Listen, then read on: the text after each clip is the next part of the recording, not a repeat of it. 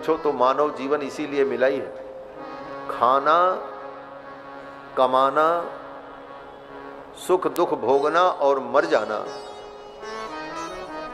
इतना तो पशु भी करता है भाई, पशु भी कमाता है, बिना मेहनत किए पशु को भी नहीं मिलता है।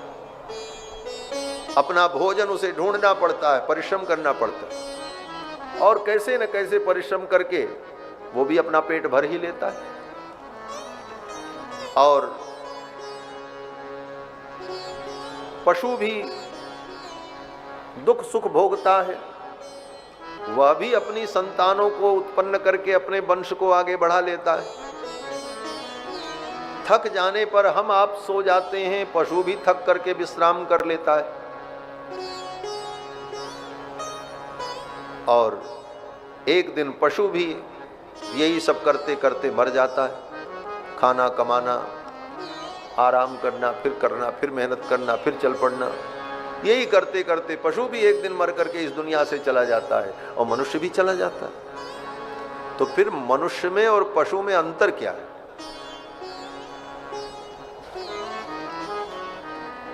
फिर मनुष्य पशु से श्रेष्ठ क्यों है? कपड़ा पहनने के कारण,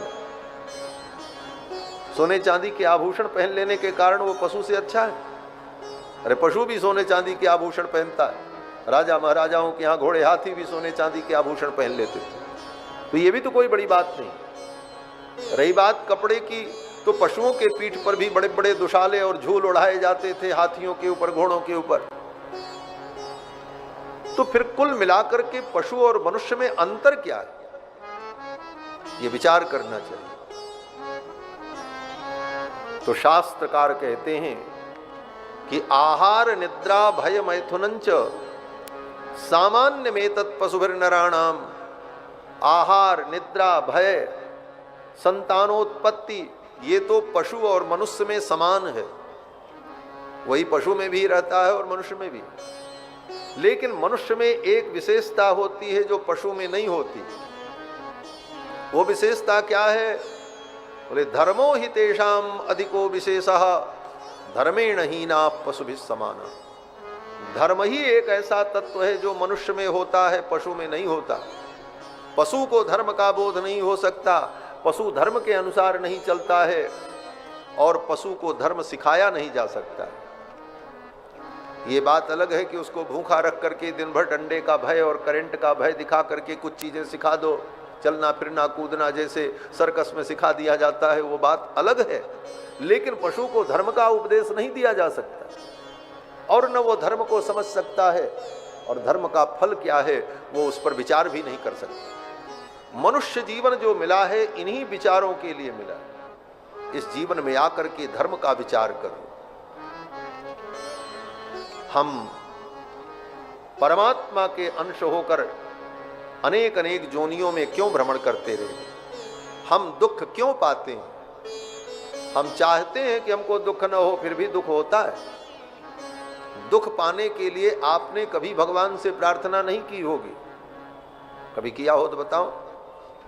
सुख के लिए तो प्रार्थना करते हो, भगवान हमको ये सुख मिले वो सुख मिले, लेकिन दुख के लिए कभी आप प्रार्थना नहीं करते। कभी भगवान को कोई प्रार्थना पत्र नहीं दिया, न दुख पाने के लिए आपने कोई अनुष्ठान किया।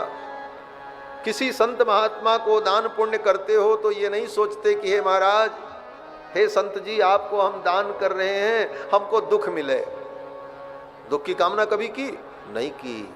लेकिन उसके बाद भी दुख जीवन में आता है। दुख के लिए व्यक्ति सोचता भी नहीं, प्रयत्न भी नहीं करता, प्रयास भी नहीं करता, भगवान से प्रार्थना भी नहीं करता, फिर भी जीवन में दुख आता है। बिना बुलाए आता है। मान न मान मैं तेरा मेहमान, और आ जाता है तो कुछ भी करते रहो, जाता नहीं है जब तक अपना काम पूरा न कर ले। ये मानव जीवन की विडंबना है। तो क्यों दुख आया? इस पर विचार करने के लिए जीवन मिला है। ये जीवन इसीलिए मिला है, इन तत्वों पर विचार करो, इसके कारण को ढूंढो।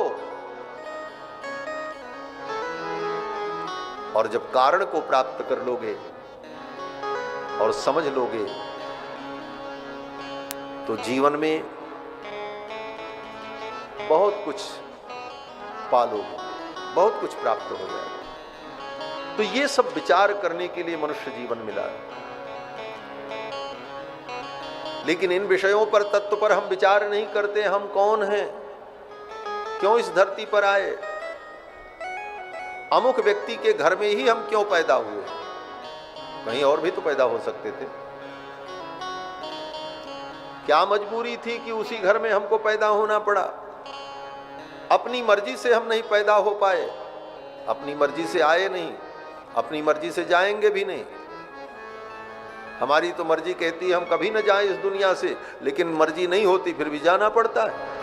यह पराधीनता कहां से है, हम इतने पराधीन क्यों हैं, किसके अधीन है, वो सबको अपने अधीन रखने वाली परम सत्ता कौन है। इन सारे तत्वों पर विचार करने के लिए ये मानव जीवन मिला है। केवल खा करके कमा करके मर जाने के लिए मानव जीवन नहीं मिला है। इतना तो पशु भी कर रहा है। इसीलिए आज तक सब कुछ करने के बाद मनुष्य सुखी नहीं हो पा रहा। कारण बोले सही दिशा में वो सुख पाने का प्रयास नहीं कर रहा है। सुख पाने के लिए जिधर दौड़ रहा है उधर सुख नहीं है, उधर दुख है, और जिधर सुख है उधर जाना नहीं चाहिए। सुख भगवान के चरणों में है, सुख तत्व के चिंतन में है, सुख विचारों में है, सुख धर्म से है, उधर हम जाना नहीं चाहते। और भौतिक संसार के इन वस्तुओं में हम सुख ढूंढते हैं, पत्थर में सुख ढूंढते हैं, जड़ वस्तुओं में हम सुख ढूंढ रहे हैं, जहां सुख है ही नहीं। सुख जहां है वहां मिलेगा, जहां सुख है ही नहीं वहां सुख मिलेगा कहां। और जो मिल भी रहा है वो सुख का केवल आभास है, उसके बाद दुख ही होता है। जैसे शरीर में खुजली होती है, उदाहरण भी हमारे ऋषियों ने बड़ा सोच समझ करके दिया। शरीर में जब खुजली होती है, जिसको कंडु रोग कहते हैं, कंडु रोग माने खुजली, दद्रु, तो खुजली जब होती है तो खुजली करने पर अच्छा तो लगता है, सुख मिलता है। जब खुजली हो तो व्यक्ति अपने नख से अपने ही शरीर को खुजलाता है तो बड़ा आनंद आता है। लेकिन खुजलाते खुजलाते उस आनंद में अपने ही नख से अपना ही शरीर जब घायल हो जाता है तब बाद में दुख शुरू होता है। तो सुख की तृष्णा में ही हम दुख का वर्ण कर लेते। यही उदाहरण दिया है शास्त्रों। संसार में जहां जहां हम सुख ढूंढने जाते हैं वहां सुख तो मिलता है थोड़ी देर के लिए, लेकिन फिर तो दुख ही दुख मिलता है। अच्छा ये बताओ, जिन जिन चीजों में तुमने सुख देखा कि ये मिल जाए तो हम सुखी हो जाएं, और बाद में दुखी होते हो तो उन्हीं चीजों से होते हो। मैं व्याख्या नहीं करूंगा, आप स्वयं विचार करना। जिन चीजों से हमें सुख मिलेगा ये सोचकर हम जिन चीजों को पाते हैं, बटोरते हैं, कुछ सुख तो मिलता है उन चीजों से, लेकिन बाद में वही चीजें, वही वस्तु, वही व्यक्ति के दुख का कारण बनता है। यही संसार की माया है, और ये माया सबको नचा रही है। बड़े बड़े नाच रहे हैं महाराज। ब्रह्मा शंकर भी उस माया में पड़ जाते हैं। शिव विरंच कह मोहई को है बपुरा आन। तो ये भगवान की माया सबको नचा रही है।